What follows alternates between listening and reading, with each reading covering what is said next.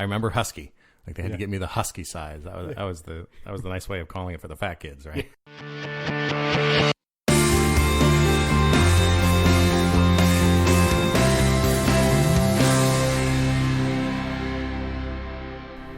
Hey everybody, welcome back to the Squad Room. In today's episode, we're going to talk with Eric Malzone. We've heard from Traver Boehm in the past, and Eric is Traver's business partner. They own and are the head coaches at CrossFit Pacific Coast and at Gravitas Performance Labs, where I am undergoing this training scenario or this training regimen that we are documenting. Eric is a programming geek, and we'll define programming, but we'll also get into, more importantly, today's topic of how to pick a coach and the importance of having a coach. And I think you'll see as we go through these episodes like we had with Greg Amundson in episode 3, even someone like him has a coach. We all need coaches. We all have people that we should be looking to, whether you call them a mentor or a coach or whatever it is. We all need those people in our lives. And we talk about how to find a coach, more specifically in the fitness realm. But Eric talks about the fact that he's got a coach and how he built his team of people. And that's something that I'm currently working on, is how to build a team. So let's start with him. Please send us a review on iTunes if you are enjoying the show. And even if you're not, send us an honest one. Let us know how we can improve. We appreciate the support. Leaving a review on iTunes really helps us out and helps us get the word spread on our show. You can follow us on Twitter at The Squad Room and also on Instagram at The Squad Room. Our website, of course, is thesquadroom.net, where there's show notes for today and every episode.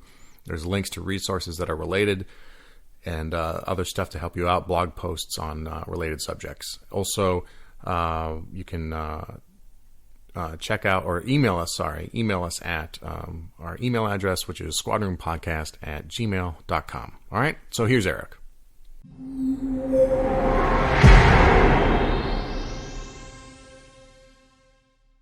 Eric, thanks for joining me. Yeah, thanks here for at having the me. Squad Room. Oh, it's a pleasure. In the intro, I described a little bit about you and your relationship to this project, but why don't you give everybody a rundown of your athletic background and your history and how you got to the table we're sitting at today? Yeah, well, it's a long, storied trip, but my athletic background, I have been, and I counted these numbers when you sent me some questions. I've been a competitive athlete for 33 years, which now blows my mind. So I started, I actually got into swimming at the age of 5, right? I was asthmatic as a kid.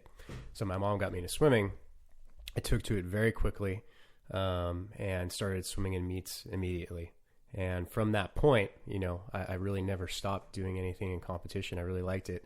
And I think I got into, my brother was the one who I started, I swam for a long time. I honestly didn't dig it, right? Following a black line all day long. And I was also a chubby kid for a little while. So husky. I prefer that we refer to it. Yeah. And actually, I shopped in the husky section, so I should know that. We're about the same age. Remember in JCPenney's when they used to have the paper catalogs? Yeah. Like, for all you kids, before the internet, there were actually these catalogs where you could order your clothes through the catalog, and my parents would do this. They'd go to JCPenney's, and they had the phone over at JCPenney's that you'd pick up and you'd order from the catalog, right? Yeah. And they always, I remember husky.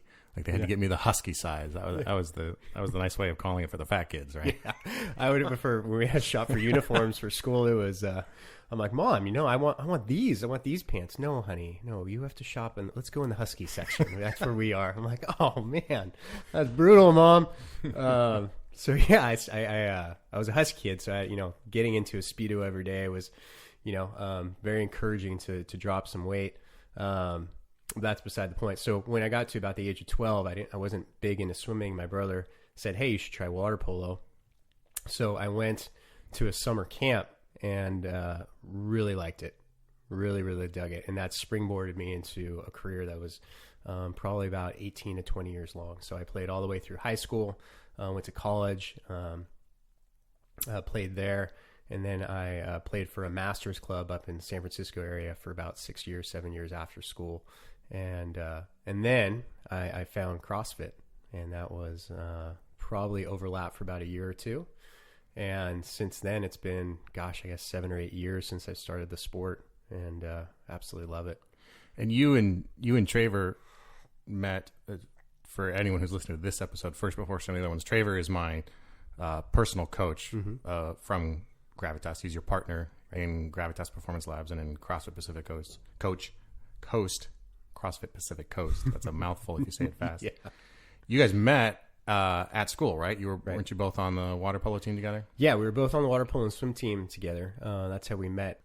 And I learned this when I moved here, but also I grew up with someone who was a bit of a mentor to me, who was actually a water polo player too, from Thousand Oaks, who actually had been on, I think it was the '88 Olympic team as a goalie for the water polo team, and he was a goalie at Stanford as well. So I got a hint of how big water polo is in California, but I really didn't understand it.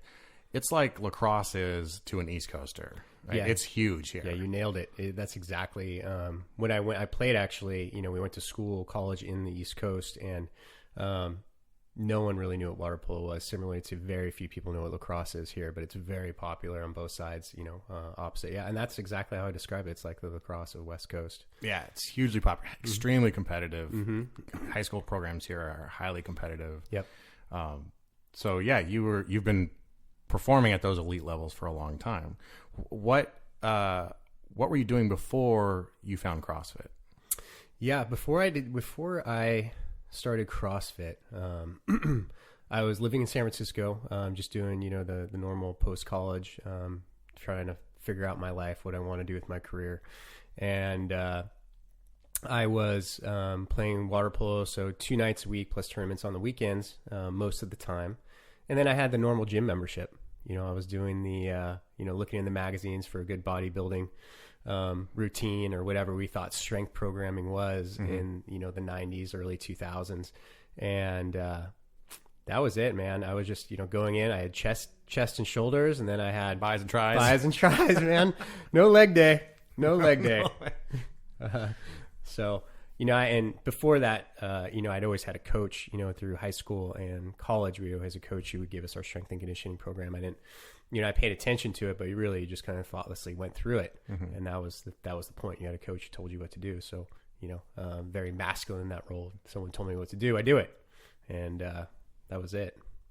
So what prompted you to go into a CrossFit gym, a box? And what were your first thoughts? Yeah, so finally, Traver had been bugging me about CrossFit for a while and telling me I should do it. I kept looking at their website, CrossFit.com, and thinking, God, this stuff looks crazy, man. I don't know if this is what I want to be doing. And it was, they say that things kind of have to happen 3 times before you actually bite on it. And at the time, I was thinking, I was trying to figure out what I want to do with my life. So I started testing for fire departments. And through that testing, I'm like, these people are, and this is when, CrossFit was really starting to just emerge, and it was only certain groups of people that were into it, and firefighters are one of them. Yeah. So when I went to met with some people at the station, who say you should get in shape, you should try, you should do CrossFit. So I started doing it, and then I had another friend, or actually I started looking even more at it. And then I had another friend who joined a gym in San Francisco. And so that was the 3 pushes I needed. So I started looking around there. I joined Lane Fitness, which is Chris Lane, Jack Lane's, I believe, nephew. And I went in there, and I did the same intro that a lot of people have done: 500-meter row, 40 squats, 30 sit-ups, 20 push-ups, 10 pull-ups, and I was toast. I was absolutely toasted, and I loved it. Signed up immediately, and started training. And it was, this was the good old days of CrossFit, where we were just testing things out. Like programming was, well, what should we do today? It wasn't like, okay, what are we going to do for the next month? It's like, well, let's say we did Fran on Monday, so maybe we shouldn't do pull-ups. We'll do something with deadlifts and box jumps, and it was just, every day it was just a bloodbath. Yeah. And it was great. Wasn't the safest way to do it. We've learned a lot since then, but it was a lot of fun, man. It was really good. That eventually brought you down here, where Traver convinced you to move down here and open up your own gym together. Yeah. And now you're, it's cool. You're Yeah, it didn't That's take a much full convincing, evolution. man. Yeah. It was a text message. It's not hard to get people to move here. Yeah, it was a text message of, hey, would you be interested in joining opening a gym? And I thought about it. I laughed a little at first, and then 2 hours later, I was like, yeah, where do we want to do it? So we started researching where we'd want to do it in California. We looked at places that we found desirable to live in. I was looking at some spots in Northern California, including Lake Tahoe. Santa Barbara was a big favorite of Traver. And we just looked, and there wasn't any, Santa Barbara was ripe for the picking for, a CrossFit gym. There wasn't anything. This was the wild, wild west of CrossFit. People were just staking claims wherever they could.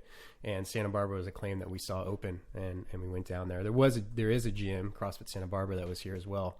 But they were just doing it out of their garage at the time.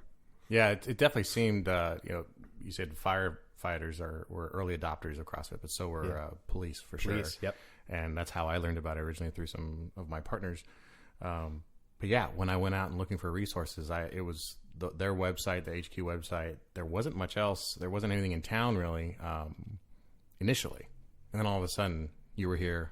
Yeah. And then CrossFit Santa Barbara. And it's nice that there's now a real community about it. I'll preface something too, that though we are obviously talking heavily about CrossFit, and that's your area of expertise, and that's what I choose to do for mine. I've given this disclaimer before that this podcast project isn't about CrossFit itself. Right. It's just about finding what works for you and using that and going with that and using that to achieve whatever your other goals are. Right. I mean, so for both of us here, for people listening, both of us sitting at this table, that happens to be CrossFit. But if it is, I mean, we kind of chuckled about the buys and tries days, but if that's what you're into, man, go forth. Yeah, absolutely. The best people ask, what's the best workout? Well, the best workout's the one that you're actually going to do. Right. So that's the key. And, I would preface even more what you're saying by saying that, I do not necessarily consider myself a CrossFit coach. I consider myself a strength and conditioning coach who teaches CrossFit, uses CrossFit as a tool for strength and conditioning. As your method. Yeah. Or one of the methods. We have some people in our gym, in the Gravitas room that just do bodybuilding. We have people who are, weight loss, or we call them fat loss clients, who just do basic bodybuilding routines because that's the best thing for them. So, we're, yes, we drank the Kool-Aid. We love CrossFit. I love CrossFit. I love the sport. I care about it deeply, but I'm very open to all the traditional, methods of training, and we don't alienate it at all. We love it all. Yeah. Well, you guys have definitely brought in different people since you've opened up the kind of private training aspect of the gym. So probably a good time to get right into that, because that's brought up some, like I said, it's brought in different people, like you just said. And the whole point of this episode is for people to help them on how to pick a coach or how to pick a gym. Yeah. So maybe the easiest thing to do is we talk about programming. Can you explain to people what programming is and how they may see that? And that's going to certainly come up in our conversation. Yeah. Program design in the area of fitness, strength and conditioning. It's a huge topic, right? The reason I got into program design was really out of necessity. I think, when Traver and I first opened the gym, 6 or 7 years ago, we divided our tasks up very simply, right? It was like, all right, well, Traver, why don't you do the blog and I'll write the workouts, right? And little did I know when I took over the workout writing that it was going to become such a big thing. I think program design and the re-entry, CrossFit has given program design a rebirth of some sort where people are really starting to get into it. And what it means is simply it's just laying out a plan. It's laying out a plan for someone, getting them from point A to point B as quickly and safely as possible. And that's it. I think that's the best summary of it. It's just a plan. Yeah. And that's not unique to CrossFit. I mean, no, it's not. Like the old school barbell guys like Louis Simmons or Mark Rippeteau or even your 24-hour fitness trainer should all be programming for you. Right. You walk into 24-hour fitness, and if you have a trainer and he gives you an objective for the day, that's programming. Right. Okay. Right. On that too, we talk about, maybe we use the lingo of a traditional gym, or CrossFit calls them Globo gyms. Yeah. So that obviously we're meaning like 24-hour fitness or Spectrum or Gold's Gym or any of those. You have a unique challenge. I mean, a lot of CrossFit programming coaches do. How do you program for 200 plus people that are members of your gym? Man, it's tough. It's one of those things. I don't know where this quote came from, but the master envies the confidence of the novice, right? So as you learn more, the more I want to pull my hair out when it came to group, program design. So it's just tough. The best thing you can do with group program design for a group of 200 plus people like we have is just do no harm. Rule number one, right? And just keep people moving along a continuum. Provide them with opportunities to grow. And that's the best thing we can do for them is, give them safe programming, responsible programming, and then make sure that we're offering them an opportunity to move from one level to the next, whatever that is. Meeting them exactly where they are and providing the next step forward. And that's the thing. And it's challenging. It takes a lot of thought.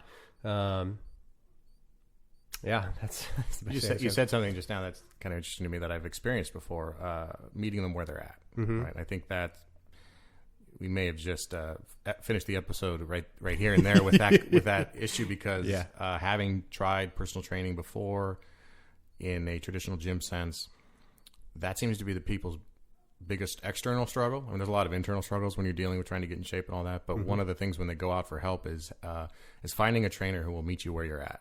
Yeah, because I've several times, it's a new gym and you get a free session, or it's a new gym and New Year's resolution, you want to try something new, so you go in and you hire the trainer, and you're working on their program of what they want to do, right? Not yours, right? And I remember several sessions being like, I don't think this is safe, or I don't think this is.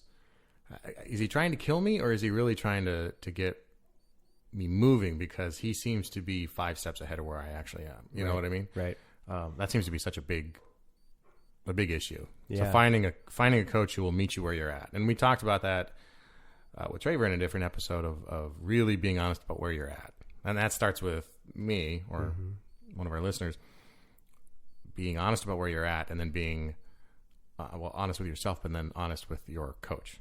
Right. Be like, kind of laying it all out there. Yeah. Ego kick to the nads. Yeah. Right? It's man. But you need to start where if you don't start, this sounds stupid. If you don't start where you're at and you start where someone else is at, you're not going to do anything, or you're going to get hurt. Yep. Right? Yeah. I think a very honest assessment by the coach and the client is huge. When we talk about going from point A to point B, everyone knows their point B, right? Everyone knows where they want to go. Do people have a realistic understanding of where point A is? Usually not. And sometimes it may take a little while for people to really be open to where that is. And, I remember I had a client, in our early days at the gym who was so disappointed because he did a 14-minute Fran. And for people who don't know what I'm talking about, it's 21-15-9 thrusters, pull-ups. It's a very utilized workout in CrossFit and standard. And he's like, well, I don't understand. I shouldn't be doing a 14-minute Fran. I should be at 5 minutes. I'm like, well, let's take a couple steps back and look at realistically, okay, yeah, you can do that. You can achieve that. But let's look at where you really are. Where you really are is 14 minutes. So let's take, why is that? And it was tough on, as a male, tough on his ego, right? Yeah. And you have to do it as softly as possible. But or gentle. Us male egos. Yeah, we are, fragile. Man. Amen. You've done both the traditional gym and the CrossFit gym, and now you do the private coach, and we'll get into the building a team thing later. But what are your perspectives on maybe the benefits of each, or where you've seen, just where you see the benefits of each one? Traditional gym versus versus CrossFit. I mean, to me, like a traditional gym, you might have things that I don't think there's a CrossFit box out there that has a swimming pool. So if you want to integrate swimming into your workouts, maybe that's a reason to join a traditional gym. Yeah, I think that's a great reason. I mean, when I look at a traditional gym, my wife and I even looked at joining one recently just because of the amenities. I mean, I would love to have a pool. I would love to play some hoops. I love a good sauna. I like to sweat it out. All those things are great. I think if you really want to dial into your fitness or look at a good strength and conditioning program, you want to find things that are look minimalist, as in a CrossFit gym.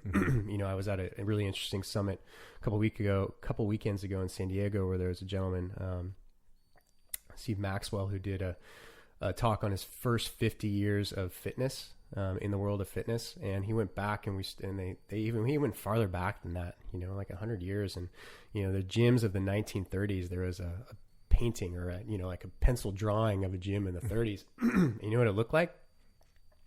It had barbells, dumbbells, climbing ropes, gymnastics equipment, all of these things. So it looked like a CrossFit gym, a modern day CrossFit gym. So when people say, hey, this is, what is a traditional gym? I would actually argue that CrossFit gyms are a traditional gym, and we lost our way somewhere in the 80s and 90s.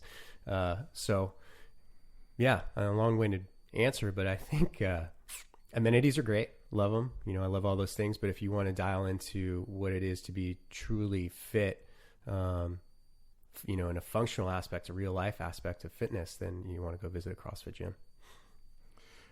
Or something of that ilk. Or yeah, a lot of gyms now are adopting some version of that, calling it different things. Functional fitness, yeah, right? With the tag now, air which is quotes. Great. I'm all for it. I love it. Well, the more people that whatever they call it, I'm a firm believer, after doing this for a couple of years, half-heartedly, but now recently very seriously, that focusing on function and your ability to function in your daily life, right? That's the reason to stay in shape, right? But the ability to pick up my kids without throwing out my back, or going to work and wearing 36 pounds of gear all day without getting to the age of 55 and being broken down like a former pro football player, Right. Those are important things. So anything that, I think I agree with you. Anything that's got those basic things. I mean, the barbells, the dumbbells, like you say, it's not the contraption where you strap your feet in and you do hip abductors, Yeah. That's really not going to get you anywhere. There's plenty of other ways to do that where you're actually being functional. Right. But, and then again, it all depends on someone's definition of fitness, right? Sure. What is it? What is your definition of fitness is being able to get in and out of the police car, without having your back hurt, pick up your kids. Someone else's definition of fitness may just be 30 minutes of jogging, a couple times a week, just being able to be fit to do that task. Able to move. So big topic, man. We can get into Yeah, we can go down the rabbit hole on that a lot. What, as a coach and an owner, what would your recommendations be for someone who does want to go into a CrossFit gym and hasn't kind of drank the Kool-Aid yet or dipped their toe in that water? What would you recommend they look for? Yeah, I would say go visit them all. Physically go into all of the gyms. If you have an opportunity to, try a class or at least observe a class, go in there. You want to feel it. I mean, it's so hard to explain when we talk about community that, what does that mean exactly? How do you talk about something that seems so intangible? But really going in and getting a feel for, is this the right group of people for me? Right. Fact of the matter is, if you like the people at the gym, you're going to go to the gym, right? You're going to see success. And then we can talk about after that, okay, well, you can look at the program design. You can talk to the coaches, see if you feel that they're qualified for what you want to do. Talk to clients and see if they're getting the results that they want. See if they have, totally dependent on what you want. If you are someone who's looking to drop 30 pounds, right? You want to find out, hey, do they have a good nutrition plan or nutrition counseling within that gym? Hey, I want to be a competitive CrossFit athlete. Well, do they have a good competitors program within that gym? You know what? I'm just your average 8 to 5 guy who doesn't, not average, but your 8 to 5 guy who I want a stress release. Okay, cool. Is that the type of gym that it is? So each gym has its own unique identity. And just like you get along with certain people, you may not get along with certain gyms, or you may love them. Yeah. So it's really just a matter of getting into it and rubbing elbows a little bit and seeing if you like it. That's definitely been something I've seen is, you go to a 24-hour fitness and you know what it is it is the Mickey D's of fitness, in the sense that you know what you're going to get. Like you know what equipment is going to be there. Yeah. Right. I mean, supersize me. You're getting you're getting a Big Mac. You know what you're getting, whether you're in Atlanta or you're in Seattle. Right. You go to a 24-hour fitness, nothing wrong. I've been a member there before. Oh, me too. But you just know what you're getting. Yep. And CrossFit is the boxes at CrossFit are so much more about the character of the owners and the character of the membership, that each one is quite a bit different. Yeah.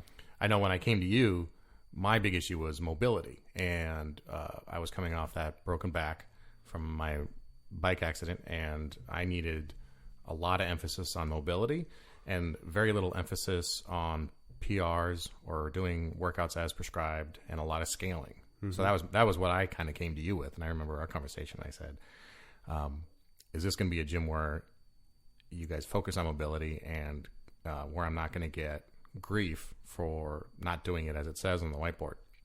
And I knew that was the case. And to me too, your gym, and a little tip I would say for anyone is, how often and how good do they communicate with their members? And for you guys, it's your blog, right? CrossFitPacificCoast.com. And there's a blog that comes up every day, right, where one of you or one of the coaches puts down a thought, or puts out a video, or puts out a training tip, or anything. But there's a lot of communication there. Right. And there was a big emphasis on mobility too, stretching before and after the workouts, using the foundations training, all those things. So yeah, that's how I knew I found my fit, when my goals and your vision kind of aligned very easily. Great. There were other gyms I went to where, nothing wrong with them, they just didn't have that same emphasis that I needed. Right. Some were much more hardcore and would undoubtedly make me strong, but I was, paramount to me was mobility. Right. And I learned a lot. Good. So you said you're not so, how did you say it? You're not so much a coach, you're a strength and conditioning coach? I'm not so much a CrossFit coach. CrossFit coach. Yeah, I'm a strength and conditioning coach that does CrossFit. So maybe if you can try and delineate between what you consider a personal trainer to be versus a coach, or is there a difference? Yeah. Well, once again, it totally depends on a person's definition, but I think a coach will be more centered upon the process, right? A personal trainer will be more set upon the task at hand. So I guess what I'm trying to say is, and not mutually exclusive, you can be a coach and a personal trainer, but it's the matter of the function that you're doing at that time. So a coach will see something, a person, and will see the long-term plan for that person, right? Mm-hmm. And usually within a coach's role, it's more growth development as a person. Mm-hmm. Not just, the X's and O's. Okay, did your biceps grow by this certain amount? Did you lose this much off your waistline, your body fat percentage, blah, blah, blah. But a coach really likes to roll up their sleeves and get into that person's life, right? Usually most of the time, a coach is going to ask more questions than provide answers, because they want that person to answer it themselves, right? And that's when things really start to happen, is when a person comes to a conclusion of, oh, wow, that I just came out of my mouth. That's what I actually want, or that's how I'm going to go approach things. A personal trainer is someone who probably, in my mind, just run someone through a workout.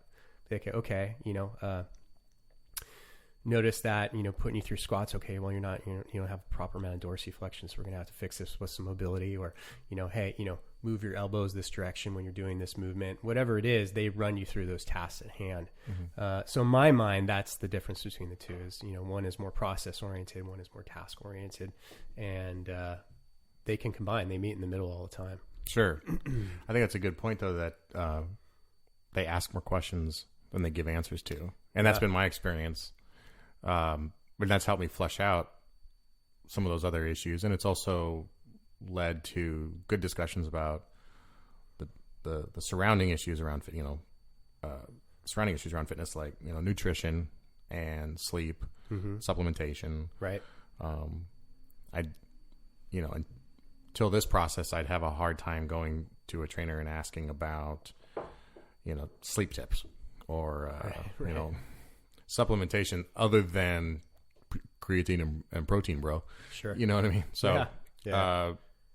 The coach thing, it's almost hard to articulate to people, like to explain the difference. And I've had discussions with people off mic about what I'm doing here, and they scrunch their nose at the difference, or what's a coach, and it really is someone in a lot of ways, like, to use a bad football analogy, it's like that, a head coach brings multiple people together to achieve a common goal. That's my off the cuff definition right there, right? But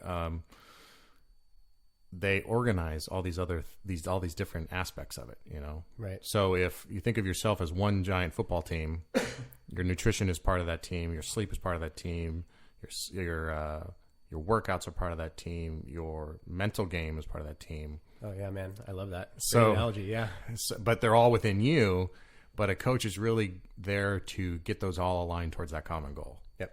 And my experience in the past, the personal trainer thing is, like you say, is more of a output based.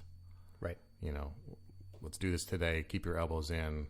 Right. Squat deeper, that kind of right. thing. Knees out, heels yeah. down. Right. So, the coach to me is a real game changer, I guess. Yep. Is probably the best way to say it. Good.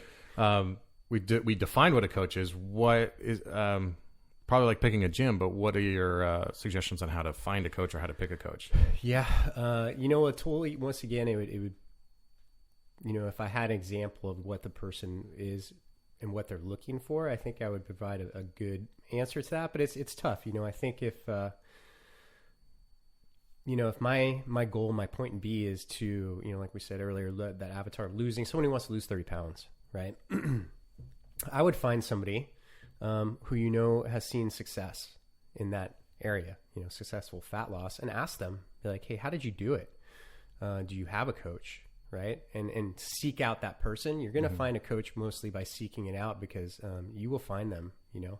And if you're asking and you're looking and you're actively seeking, the universe has just have a way of bringing those two people together. You know, I don't know exactly how people find us. I don't know how I found my coach. I just know that at the right time, I asked the right person and it was there. You know, I can't, you know, I didn't even know I needed a coach, really, to be honest with you, until I found one that I really liked. And I just resonated with this person. And I started reading his stuff and I started doing all these things. I'm like, God, you know, really dig the way this person talks and speaks and the way they approach things. So that's a good time to get into it too, is even though you are a coach and you've got people under your tutelage, you yourself have a coach. I do. Yep. What, I mean, a lot of people would think you got a gym, you do programming for other people. You can work out whenever you want, in theory anyway. Right. Why would you need a coach? Yeah. Yeah. I think it's Dan John who says the attorney who represents himself has an idiot for a client. Right? I think everyone listening to this can relate to that and has experience with that. And, you know, me being who I am, I've always been, you know, an athlete. I've always had someone tell me what to do. Right. I can easily do that for somebody else. You know, I can talk to them, figure out what they need, and coach them. For me, I need a coach, and I think every person should have a coach at pretty much all times of their life. There's no reason not to have a mentor. I put a huge value on mentorship. So I have mentors in a lot of different aspects of my life, you know, and I couldn't having that person when you run up against things, right? To have that person you can bounce things off of is great. Sometimes, you know, like I said, maybe all that person needs to do is just listen and let you just vomit things out until the answer comes out of your own mouth. But at least you have that person to do it with. Sure. And you know what? I don't think my wife wants to be that person. We've tried. I don't think it's healthy. No. So it's good to have that coach. And I value it, all aspects. So what I hear there too is, you know, we just talked about people finding themselves appropriately at their A point or their starting point. Right. So that's not unique to someone who is at a real at the rock bottom. I mean, if you're at rock bottom and you need to start clawing your way back up towards fitness, you need to know where your A point is to get to B. But as someone who's been an athlete at your level for over 30 years, like you say, you're still striving to improve, right? But that's interesting that, you know, you still acknowledge that you have an A point too.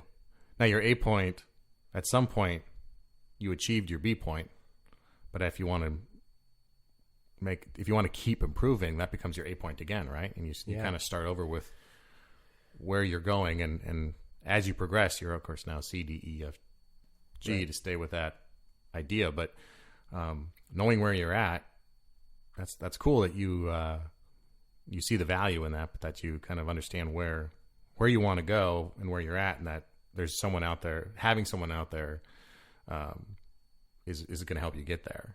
Right. And mentorship, that's another good word to use for the kind of the coach. And there's people need to. We could do a whole series of podcasts just on the importance of mentorship, not just in fitness, but like you said, every other part of your life. A mentor in your relationship with your spouse or girlfriend or significant other, and financial mentor, and all those other things too. I mean, those are important. Yeah, right? it's all connected, man. It's all connected. Yeah, and if you're not open to the idea of mentors, or you could also call it maybe models, man, you're missing out. There's a lot of good to be had there. So you have a coach, and I don't know how else to kind of frame these questions without sticking with the sports analogy, but there's a coach. I'm always curious, and I'm on this kick right now about teams and building a team around yourself. Yeah. And a post, there's a post on the blog about building your team and how to start that process. But I've started building, quote unquote, my team. But I'm curious if you have a team, and how did you pick them, and what do you think are the important positions in that team to fill right away? Man, that's a great question. And when I originally started a thought on this, I realized I have an army. Nice. Really, I was like, geez, man, I got a lot of people in my corner, and was it by design? Did I go out and seek it? I'm not. Some of them, yeah. Obviously, my wife is my biggest, one of my biggest teammates. I have my coach, it's James Fitzgerald, from OPEX. I have my business partner. I have my business team. I have Jeff, our general manager. I have all of our coaches. I got our bookkeeper. I got our admin. I got that team going. I have my family as a unit, and my brothers, my sisters, my parents. That's a team unit. And then I have, the people who keep me healthy. I got the sports med, my doctor. I got my chiropractor, my masseuse, my all these people that keep me functioning. I got my financial advisor. I even have a golf swing coach, so, I guess it goes in line with, wow, it's not just what I'm saying. I really do put a lot of value on mentorship and teams and things like that. Now, how do you go about developing that team? I think it comes out of needs. I want you to see that, wow, I have a need for a good sports med person to keep me active, correct the things that I'm doing wrong. When you say sports med, do you mean an MD, a medical doctor? Yeah. Well, my guy in particular, he's here in town, Santa Barbara, Dr. Holt. He's a chiropractor by trade, but he does a lot of soft tissue work. So he just works with athletes, and he knows, he does a good job of quickly diagnosing something. One of the things I love about him is he doesn't tell me to stop doing what I'm doing. You go to a lot of doctors and like, well, maybe you should stop back squatting, 350 pounds, and then you're, whatever, you won't hurt. I'm like, well, that's not going to happen. So, this guy will tell you, hey, all right, well, let's get you back on the track as soon as possible. Maybe take tomorrow off. And he'll get in and do some things that maybe are uncomfortable, usually are uncomfortable, and then get you back out there. So he's a chiropractor by trade. And yeah. I actually went to him. Okay. Without talking to you about this beforehand or anything. I found him because of a back strain I had, and I went to him a couple weeks ago for the first time and had a great experience. Yes, painful. Yeah. But good once you're off the table. Bring out the butter knife? Did you bring out the butter knife? The grasping psoas reliefs. Yeah. Oh, God. Yeah. All right. So I was working on my pain face. Yeah. But so do you consider him as your primary caregiver, for lack of a better term? I mean, traditionally we go to an MD, a medical doctor, as the person we look to solve a problem. That's just kind of historically we as a society do. Right. I have become less and less enthused with that and very frustrated with that myself, and have sought out people like a sports medicine chiropractor, right, a good physical therapist, right, in place of the MD. do you really put your emphasis with him? Yeah, it just depends on the issue. If I, I was training for a running race, a year or so ago, and kept getting Achilles tendonitis, so I'd go in, get tuned up, every week, get back out there and train again. He's not my primary care guy. Honestly, I don't see a doctor that often. I think, I would probably, and this sounds odd, I would look at my coach as my primary health coach, right? We look at everything. We look at cortisol tests, we look at sex hormone tests, we look at intestinal and permeability tests, things like that, where it's like, well, we're trying to get things before they become a problem, right? I want to maximize my health, and in that way, I don't really need a primary care. I'm sure somewhere along the line, I'm 38 now, I'm going to be seeing doctors more some point in my life, right? Sure. So I don't know. I don't really have a primary care person. It's just totally case dependent. Yeah, and I've become a believer in that. Not going to the doctor. I mean, if you're having heart palpitations, the chiropractor is not the place to go. Yeah, right. But in terms of that maintenance, right? I mean, I pursued this last year to start when I was really wanting to kind of improve and prevent the problems of being on the job and prevent the 36 pounds of gear every day for a 25, 30-year career and getting in and out of cars and up and over fences and all that, right? That nonsense that we do. I took the stand of, I want to go do some preventative work here. And it was really inspired by Kelly Starrett and the mobility WOD stuff and Amazing. how you can solve a lot of those problems yourself. But I needed someone to kind of diagnose what may be my issues. I didn't know what I had. And even so I went and saw a couple different kinds of physical therapists, all sports medicine based or rehab based, that kind of thing. And each one of them had me do the little walking gait test and squat and all that. And then and I would always talk about how my back was sore and my back hurt because our backs hurt. And the answer was always, well, you got to strengthen your core. So go do sit-ups, go do crunches. And that's fine. I know my core needs to be strengthened, but I always felt like there was something missing, and I'm at a physical therapist and I'm getting a very mild personal trainer kind of approach. And it took a long time, but I finally found a sports medicine physical therapist. Actually, he was a champion powerlifter here in town. Okay. But took one look at me and said, well, duh, no wonder your back hurts, because the gun belt is pushing your pelvis forward, and you're internally rotating your hips, which for a visual, since this is not a visual medium here, would be like sticking my butt out and up, right? I'm arching my back and sticking my butt out. That's the gun belt causing that. That weight is causing my quads to overdevelop and putting a lot of pressure on my knees, which is why my knees often hurt.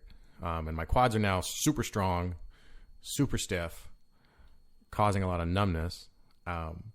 But if you can imagine like two sides of a coin or a rubber band, quads get strong, hips go up, hamstrings get extremely tight as a result. And it's like stretching a rubber band to the point where it could break. And then you add that gun belt, which would be kind of pinching it in the middle and making that tension even more, right? So he looked at me and in about 5 minutes figured out, well, no wonder your back is strained, because it's got nowhere to go. You've got no flexibility in your back because of all these other things. And that was a huge kind of aha moment. Okay, finally I found the guy who sees the bigger picture. Right. Not just, I know my core's weak. Right. But my core's weak partly because it's trying to hold this gun belt up and my hip flexors are collapsed, Right.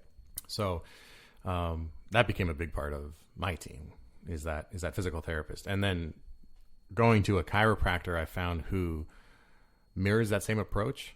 I've been to chiropractors in the past. Chiropractors are very popular with cops to go in and get cracked and adjusted, and then you kind of walk out. And I always felt like it did some help, but I've only just started this. But in my times at Dr. Holt, there's never been any cracking or those sharp head snapping adjustments that still scare the crap out of me. It's all deep tissue, all muscle work.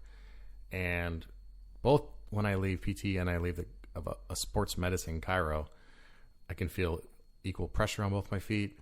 and I'm placing equal. I don't normally do that. I put all my weight on my right foot because of just how I kind of wonky. But leaving there, I can put equal weight on both my feet, and I feel like I'm sitting up straight. My pelvis is tucked in. It's amazing. Yeah. I can't do that on my own. And I can do some of the preventative stuff, but I need someone. I can't really get to my psoas by myself. Not without being accused by my wife of doing some really nasty things. Because it's way in there. Honey, what are you doing? Awkward conversations to be had. But yeah, to this whole idea of a team. Now, I mean, you mentioned a masseuse, and your wife. This whole idea of building a team right now to me is we're all on teams. You've got a team at work. I've got a team. Obviously, I go to work and I have a team. I'm the as the patrol sergeant. I'm the, I guess, quarterback of sorts of that team, right? Yeah. And we go out every day. We have a common objective and a common mission. I get home. I have a team there. But if you're kind of going to the gym and you're feeling a little listless or not really sure what you're supposed to be pursuing, or you've got these aches and pains that you aren't getting figured out, if you start building your team about you, and the common goal of your team is to achieve your ultimate and optimal health and wellness, start building that team with that same goal in mind, and you'll get there. Yeah. When it comes to building a team too, I think the biggest thing is that you have to recognize that you need help, and being able to ask for help. We're not really good at that. No, it's not. Guys in general really aren't good at asking for help, and then you add type A personality cops to on top of that pile. Yeah, and we're not big fans of asking for help. Right. And I understand it in some ways too, because there's some expectation that we know everything, and I know this is the case for me and others, that because we're expected to be on point and experts out in the public, that we have a hard time asking for help because of some idea of showing a weakness. Even though I think asking for help is very courageous, the idea of asking for help, I think, scares people because it might show a chink in the armor. Sure. And we're not good with that. Right. It's tough. Yeah. But I agree. If you're not getting where you want to go, some outside perspective is going to help. A coach is going to do that. And then getting some people to really look at how you function and helping you improve that is going to be big. Yeah. And, if you can hire, the best coaches or put the best team out there on paper or by association, but the fact is, if you're not willing to be vulnerable, then it's not going to be very effective.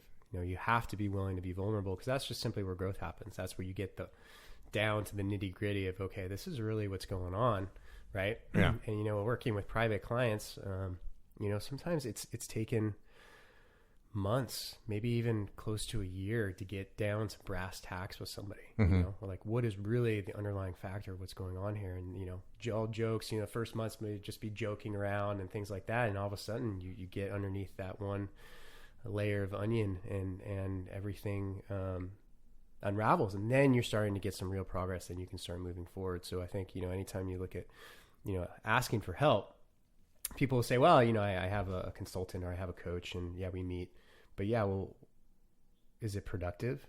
Mm-hmm. Is it effective?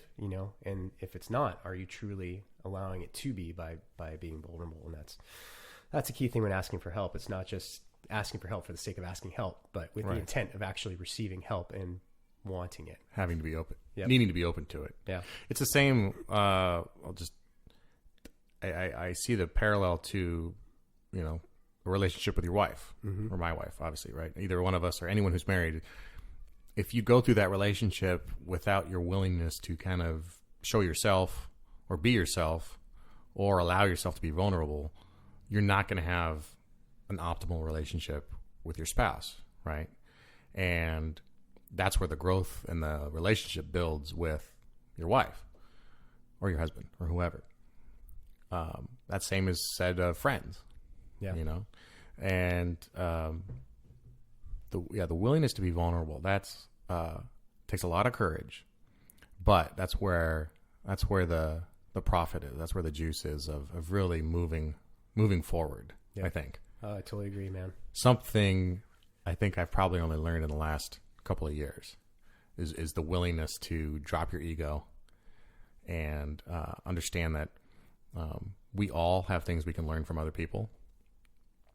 We all have something to give, but shut your mouth and open your ears for a little bit, and really be receptive and take in what people want to do for you. Yeah, that's a great point. We all have something to give too. I don't think people realize that. Like everybody has something to give, right? And that's a cool point. That's a really cool point.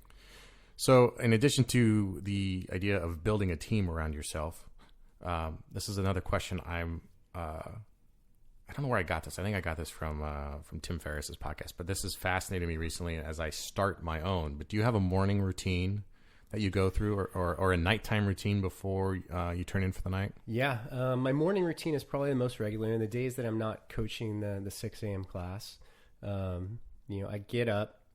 I always like to start with some entries into a gratitude journal. I feel like it gets me on a good positive note for the day. What am I thankful for? Do you use the 5-minute journal? Is that what, or do you have your own? I just have an app. Okay. Yeah. I don't know. I don't even know what the name of the app is. But it's quick. It's dirty. It's easy. It's just, bam, I enter them in. I'm like, oh yeah, it's cool. It's going to be a great day. Right. And then as the morning progresses, I like to, I don't check email first thing. That's number one. Good for you. Yeah, because that's the tough. Then you're starting on someone else's to-do list, right?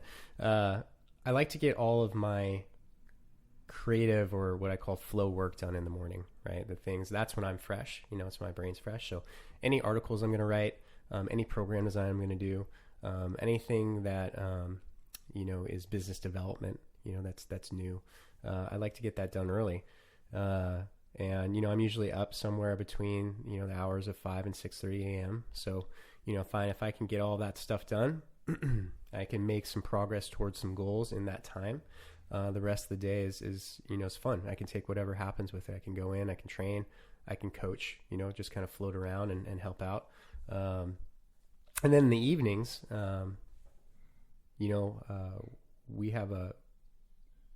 we tend to binge watch some TV shows every once in a while, but we do have a pretty strict cutoff of no TV or anything electronic after 9 p.m.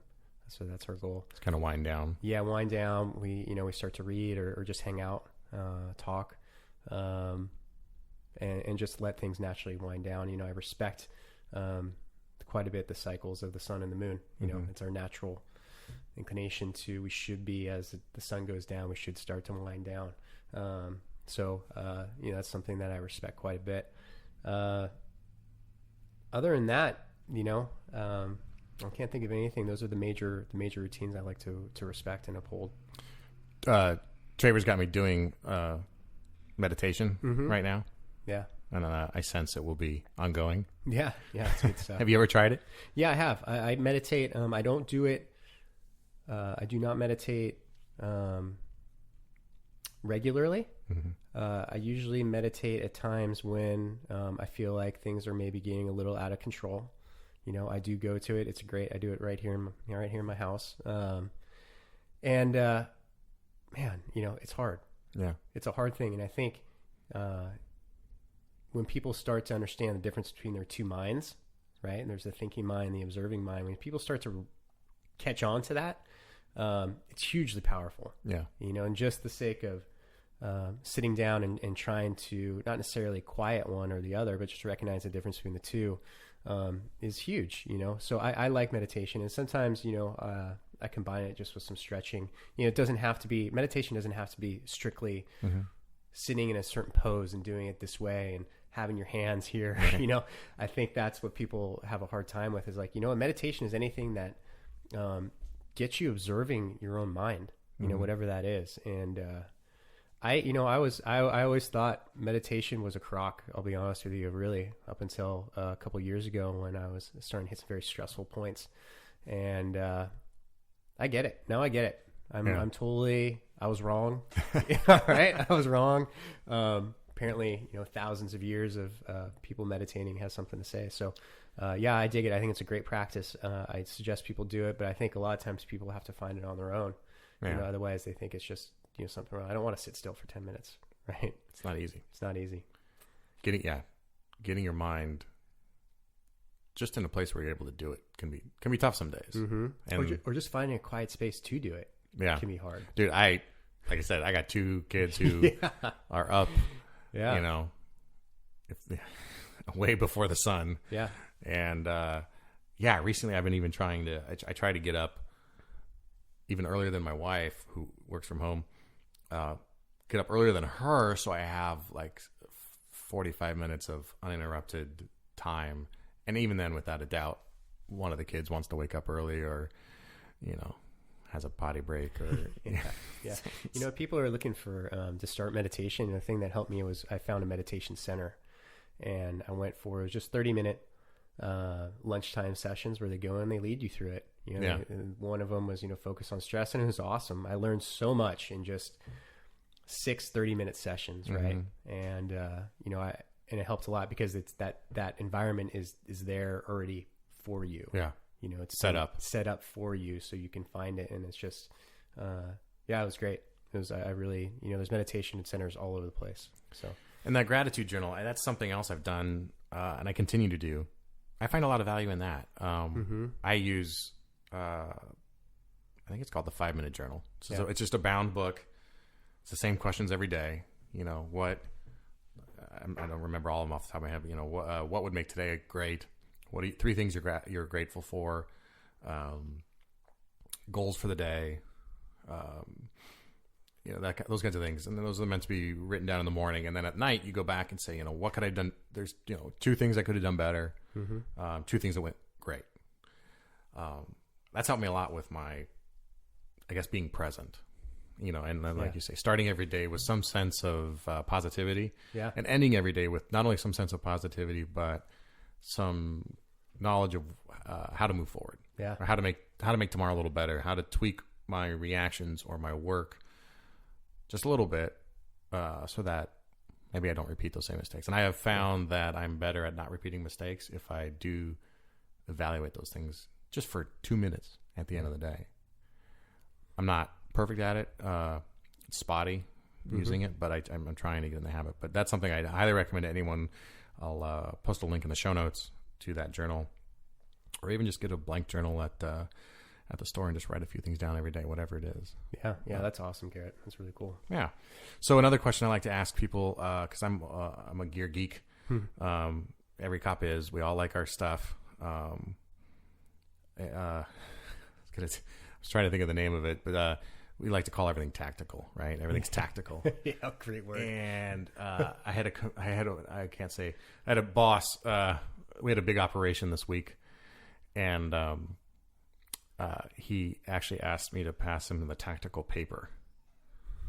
And I was like, my breakfast was tactical. What is the tactical? Is it like black?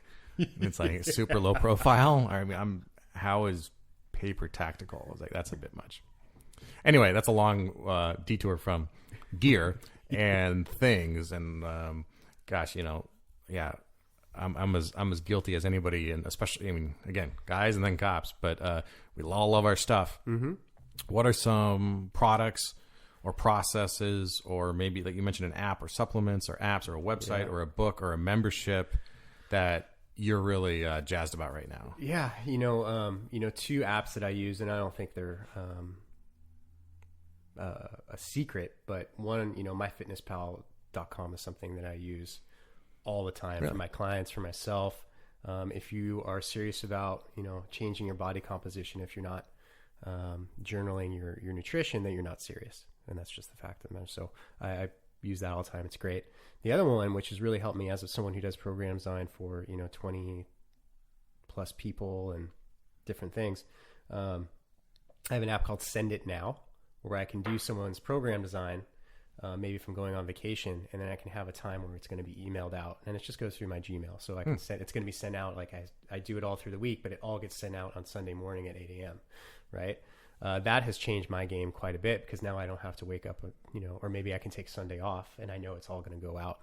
So that's a big one. And then as far as, everything else, I don't have a lot of gear, believe it or not, besides, just aside from a gym full of gear. Yeah. All right. You got me. Yeah, you got me. One. Yeah. I do have a lot of gear. I got, bumper plates, barbells, I got some bands. 20 belt, 20 yeah, I got dumbbell. every size kettlebell you can imagine. 5 of each. I got my golf clubs, got my sticks. Yeah. But I do read a lot, and I know there's some books that I always recommend for people that changed my life and how I look at things. And, Awesome. I love books. Give me some. Yeah, I mean, it starts with Why. Simon Sinek. Simon Sinek is just, one of the greatest all-time books. Really, especially if, I'm a business owner, I'm a coach. It just hit home on so many different levels for me. And I recommend it. I just gave it to Jeff, our general manager, to read, and he loved it too. The Power of Now. We talked about meditation. And that's one where, I read it, and I think, to paraphrase Traver, I realized that everybody on this planet is crazy. Right? We're all mad. Something else our audience can relate to. Yeah, yes. yeah. Everybody, yeah, you guys really can. And then anything written by Coach John Wooden has always been huge for me. Yeah, I think that guy I'm a huge fan. I just love his philosophy on life and coaching, and yeah, those are the 3 books or 3 things I would recommend as far as reading.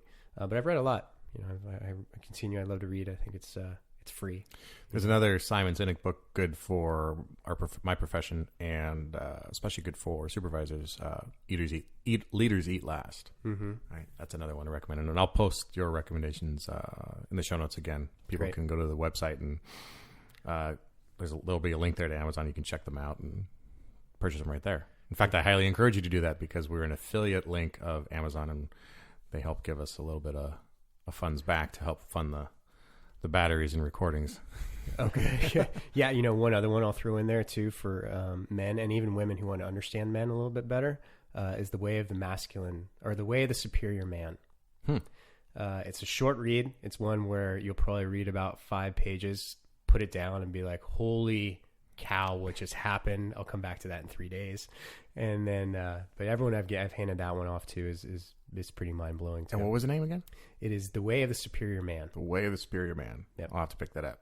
We were talking before we started recording about how we both have a habit of buying a lot of books, and then they stack up, and they're everywhere. Yeah. My wife's not a big fan of my I try to read as much as I can. I just have an appetite, much like my food appetite. My eyes are bigger than my ability to ingest all that stuff. So I'll put that on the wish list for a future purchase. Yeah.